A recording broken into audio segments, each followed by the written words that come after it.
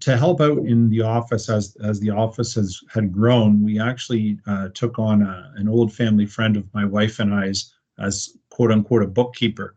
And she had brought it to our attention that we weren't making cash deposits to the bank accounts. So that was where the sort of investigation began.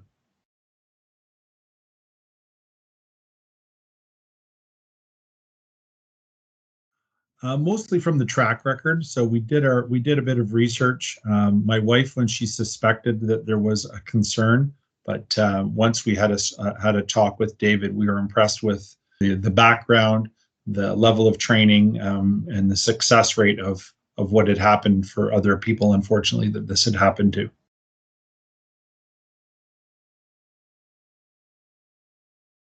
We're very impressed right from the start. She had extreme knowledge with embezzlement situations from the past. Our experience with David as well, right from the start, was very good. He was our initial contact when we thought that there was possible embezzlement in the office.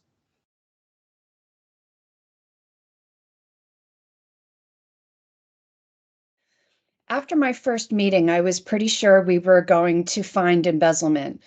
Dr. Van Galen has other offices, and I believe the suspect was already confirmed to have embezzled from one of the other locations.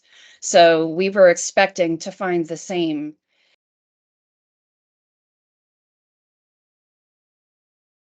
Alone, just in cash deposits, it was well over $200,000. But the number that we sort of are figuring on is about $500,000 to $800,000, but it could be much higher. That's just sort of the ballpark of where we think it was.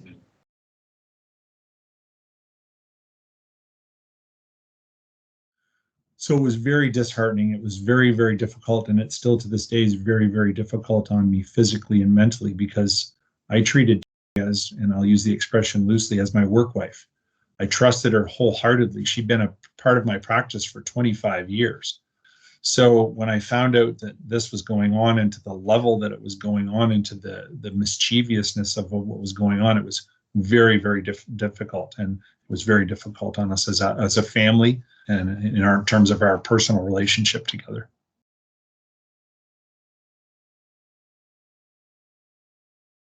You know, I was angry when I found the embezzlement.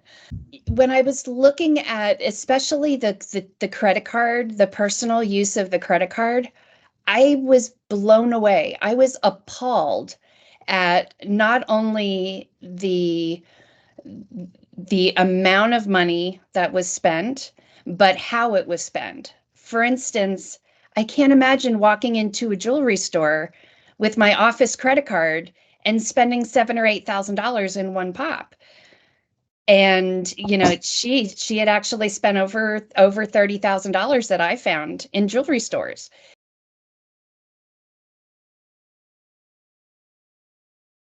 We changed our systems in place in terms of who's responsible for what. We don't have the same people depositing cash. We don't have the same people reconciling the cash. And it's not just cash. We had one person doing all of that information. So depositing cash, reconciling the cash, that we actually have two people doing her job. Plus we have managers in each location, and the offices have never done so well.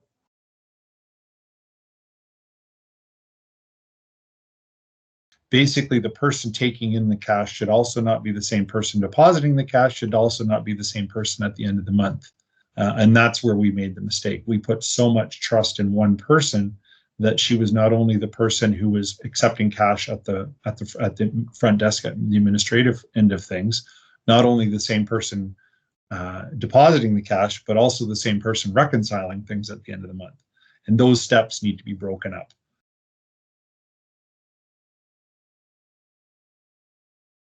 Verified trust. We have systems in place that each person is accountable for each part of that process.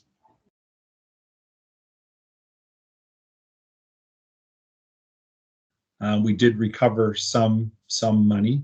We were a little bit disheartened, unfortunately, with the criminal proceedings. She got sort of a slap on the wrist. I think part of the reason that happened was She's got some sort of leukemia or cancer. Because of that, she basically got what's called a bond, where she had to pay $500 into the courts and isn't allowed to work with anybody in terms of personal or business finance for a 3-year period.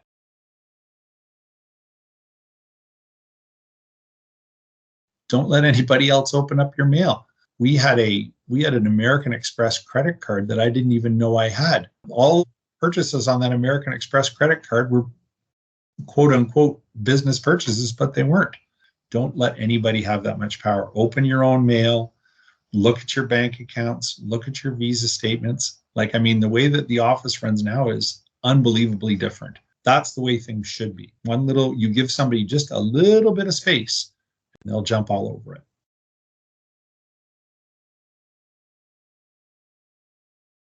The charges on the credit cards specifically, I think would have been very obvious. Just a screening of the statements as they come in, just to see, does anything, not look legit?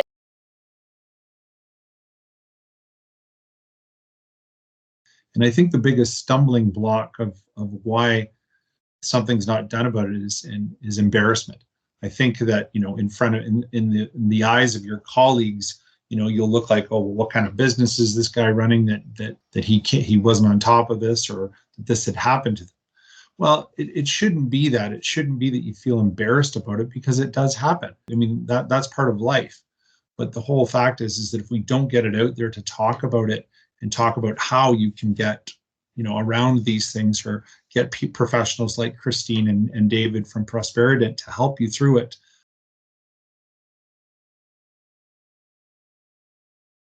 Don't think that it can't happen to you, because unfortunately, as David said, it happens to 1 in 3 dentists.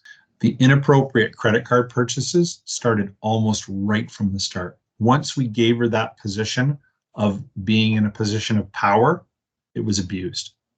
And again, I'm not a nasty person to work for. If she had come to me and said, look, and I'm a little tight on cash, can I borrow some money?